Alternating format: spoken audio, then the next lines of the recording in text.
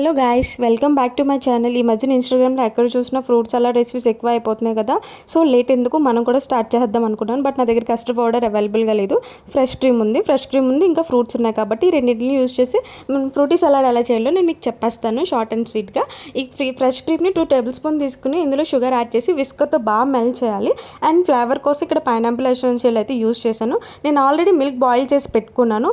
ఆ బాయిల్ చేసిన మిల్క్లో ఈ మిశ్రమం తీసుకేసి మొత్తం కలిపి అండ్ ఫ్రూట్స్ అండ్ కొంచెం టూటీ ఫ్రూటీ కూడా బాగుంటుంది కదా, డెకరేటివ్గా ఉంటుంది కదా అని అయితే నేను యాడ్ చేశాను. ఇది బాగా కూల్ అయిన తర్వాత ఫ్రిడ్జ్లో 2-3 అవర్స్ నేను స్టోర్ చేసి ఫ్రీజ్ చేశాను. ఇలా ఫ్రీజ్ చేసిన తర్వాత ఇది ఇలా అయితే వచ్చింది. అండ్ నేను ఇక్కడ ఎక్కువ క్రీమీ జ్యూసీగానే ఉంచాను, ఐస్ క్రీమ్ ఫ్లేవర్లో ఏమైతే పెట్టలేదు. సో ఇలా యాడ్ చేసిన తర్వాత దీన్ని ఐస్ క్రీమ్తో సర్వ్ చేసుకున్నా ఫ్రెండ్స్.